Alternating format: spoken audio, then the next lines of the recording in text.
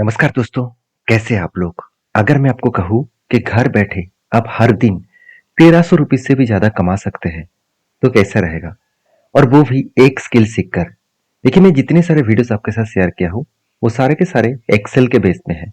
और एक्सेल एक ऐसी सॉफ्टवेयर है और ऐसे एक स्किल है। अगर वो स्किल को सीख लिए, तो चाहे वो ऑफलाइन हो, चाहे वो ऑनलाइन हो, हर जगह पे आप काम पा सकते हैं। जैसे देखिए, आपको मैं कुछ साइट्स यहाँ पे शो कराऊंगा, जिस साइट में आपको इजीली पता चलेगा कि हाँ, डेटा क्लिन मतलब एक्सेल के ऊपर कितना काम है। देखिए, एक्सेल में ज़्यादा से ज़्यादा काम डेटा क्लीनिंग के होते हैं। जैसे देखिए, डेटा क्वालिटी एनालिसिस, इस तरीके से काम। लिंक्डइन में भी बहुत सारे प्रोफाइल है। साथ ही साथ डेटा क्लीनिंग के फ्रीलांसिंग काम कहाँ पे मिलेगा? freelancer.com के साइट से। साथ ही साथ आप people power hour dot com, यहाँ पे भी डेटा क्लीनिंग के ऊपर बहुत सारे काम आपको मिल जाएगा। तो मैं जिस प्लेटफॉर्म को सबसे ज़्यादा यूज़ करता हूँ वो है fiverr.com। आप देख सकते हैं यहाँ पे साना फातिमा, एक मतलब मैडम के नाम मैंने ओपन करके रखा, जिन्होंने 247 व्यक्ति ने इसको 5 स्टार रेटिंग दिया। और ये एक काम करके हर दिन 1345 रुपीज कमाते हैं। और सबसे बड़ी बात क्या है जानते हैं? सिर्फ एक काम करके। देखिए इन्होंने क्या कहा, I will clean, organize and merge Excel और CSV डेटा। मतलब यहाँ पे आप देखेंगे कि यहाँ पे CSV डेटा मतलब जो एक्सेल का ही एक वर्जन होता है, तो उस डेटा, साथ ही साथ एक्सेल का डेटा, क्लीन, ऑर्गेनाइज एंड मार्च, ये तीनों चीज करके वो पैसा कमा रहा है। और आज मैं तीनों चीज आपको करके दिखाऊंगा, क्लीन भी करके दिखाऊंगा, ऑर्गेनाइज भी करके दिखाऊंगा और मार्च भी करके दिखाऊंगा। और वो भी एक्सेल के डेटा के ऊपर, जिस डेटा के ऊपर कस्टमर डेटा को किस तरीके से देते हैं और उसको किस तरीके से क्लीन, ऑर्गेनाइज और मार्च किया जाता है, और उसके अगेंस्ट में ही आपको इतना पैसा मिलने वाला है। तो आप कहेंगे सर क्या मैं आज सीख लूँ कि कल से काम मिल जाएगा? ऐसे बिल्कुल नहीं। कोई भी काम पाने के लिए थोड़ा सा तो टाइम आपको देना पड़ेगा, थोड़ा सा तो मेहनत आपको करना पड़ेगा। जैसे इस मैडम को कितना काम मिला? करीबन 1200 से भी ज्यादा। तो इतने काम मिला, और काम कहाँ पे मिला? देखिए इन्होंने क्या किया, क्या क्या काम किया। PDF to Excel, data entry, typing, Microsoft Excel, Microsoft Word, Microsoft Office. तो इस तरीके से देखिए, content writing, editing, Microsoft PowerPoint, तो इस तरीके से चीजों के ऊपर भी वो काम करते हैं। ये सारी चीज अगर सीखना है, मेरा 15 साल की इस फील्ड का एक्सपीरियंस है। आप अगर मेरे साथ जुड़ना चाहते हैं, सीखना चाहते हैं, तो मुझे कमेंट्स में बेसिक टू एडवांस लिखिए।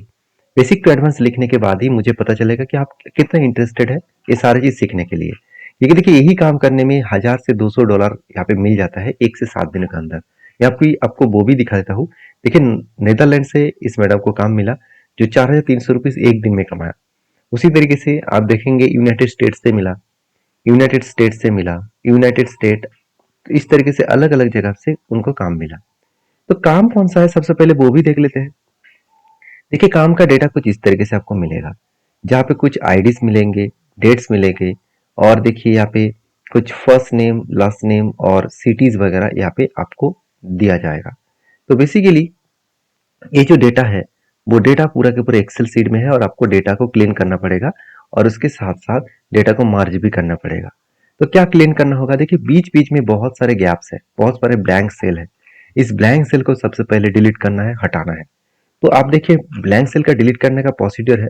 आप इस सेल के ऊपर जस्ट माउस बटन यहाँ पे क्लिक करिए, पूरा सेल सिलेक्ट हो जाएगा। आप राइट क्लिक करिए, उसके बाद यहाँ पे डिलीट ऊपर क्लिक कर दीजिए। अगर डिलीट के ऊपर क्लिक करेंगे तो वो डिलीट हो जाएगा। और मैं कहूंगा ऐसे मत करिए, ऐसे मत करिए, इसीलिए क्योंकि आप इस तरीके से करते रहेंगे तो बहुत टाइम चला जाएगा। तो चलो मैं आपको करके दिखा देता हूँ, और पूरा डिटेल्स को यहाँ पे मैं क्लीन करके आपको दिखा देता हूँ। तो वीडियो में जानकारी आपको अच्छा मिले तो ही एक लाइक करना और चैनल को सब्सक्राइब भी करना। और हाँ, मैं जरूर कहूंगा, इस तरीके से वीडियो पाने के लिए आपको इंटरनेट में बहुत कम वीडियो मिलेगा। और मैं इस चैनल के माध्यम से करीबन 1 साल वीडियो बना रहा हूँ, और 1 साल में मैं आपको बहुत सारे चीज सिखा चुका हूँ। और भी अगर आप सीखना चाहते हैं तो मुझे कमेंट्स में बेसिक टू एडवांस लिखिए। तो सबसे पहले आपको करना क्या है, पूरा डेटा को सिलेक्ट करना है। तो मैंने पूरा डेटा को इस तरीके से सिलेक्ट किया।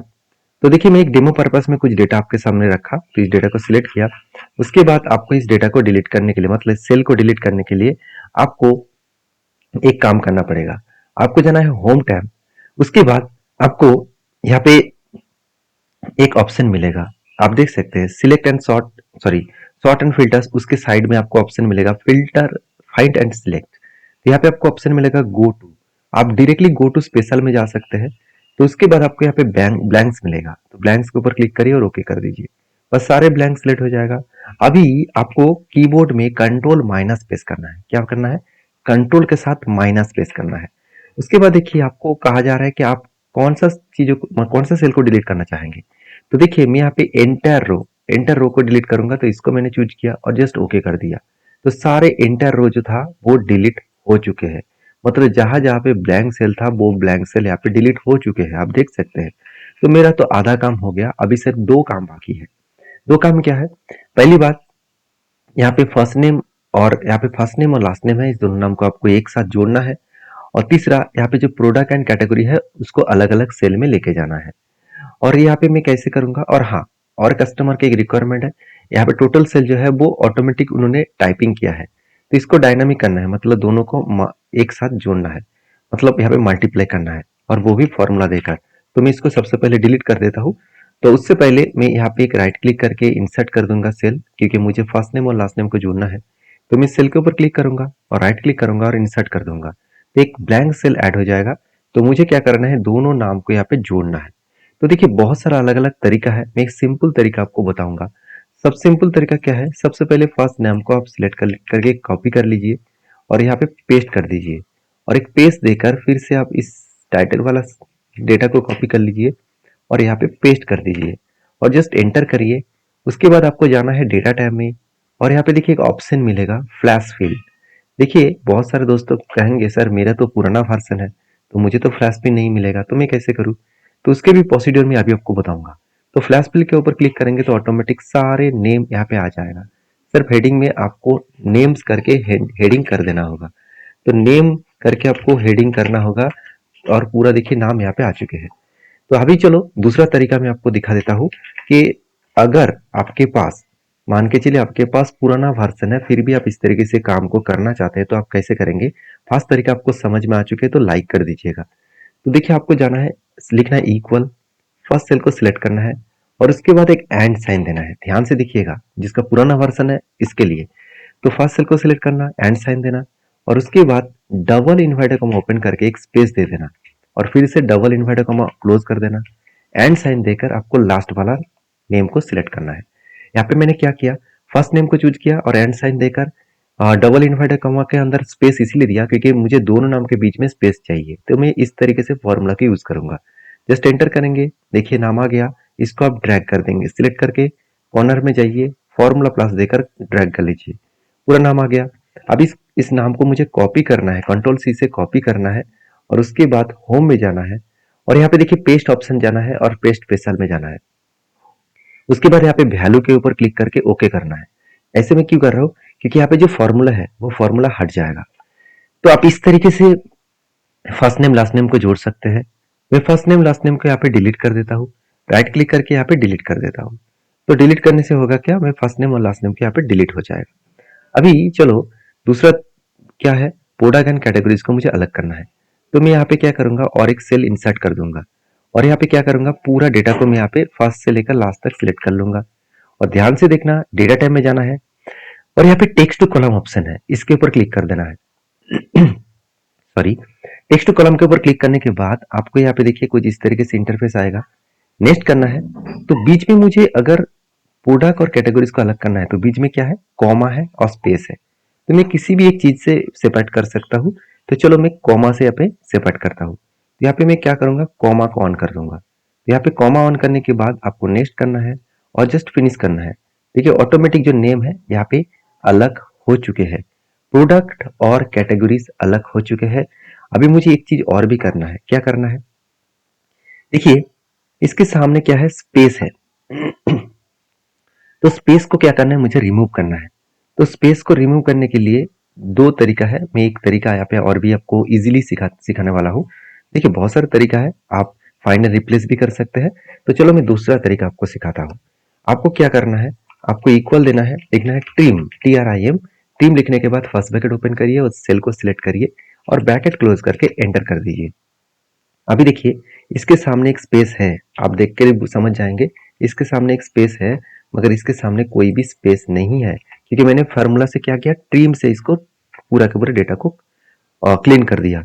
अभी मैं इसको ड्रैग कर देता हूँ, फिर से डेटा को कॉपी रखना है, आप यहाँ पे कॉपी करना है और पेस्ट में जाकर, पेस्ट स्पेशल में जाकर यहाँ पे वैल्यू के हिसाब से पेस्ट करना है। बस मेरा काम बन गया। इसको मैं डिलीट कर दूंगा।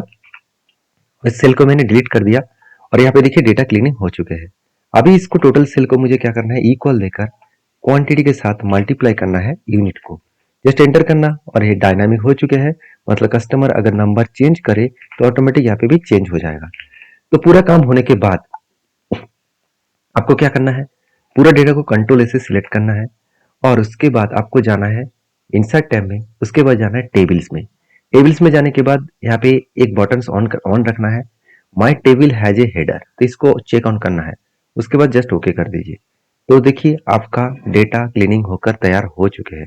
अब आपके अकॉर्डिंग इस डेटा को एडजस्ट कर सकते हैं और उसके बाद कस्टमर को आप भेज सकते हैं। तो ये था आज का पूरा मतलब काम, डेटा क्लीनिंग का काम। इसको मैंने पूरा करके आपको दिखाया हूँ। मेरे सारे वीडियोस में इसी तरीके से मैं एग्जांपल के साथ आपको डिटेल्स करके दिखाता हूँ। देखिए घंटों का काम मिनटों में कर सकते हैं और यही डेटा क्लीनिंग करने का प्रोसीजर अगर आपको पता नहीं था तो मुझे कमेंट्स करके जरूर बताना।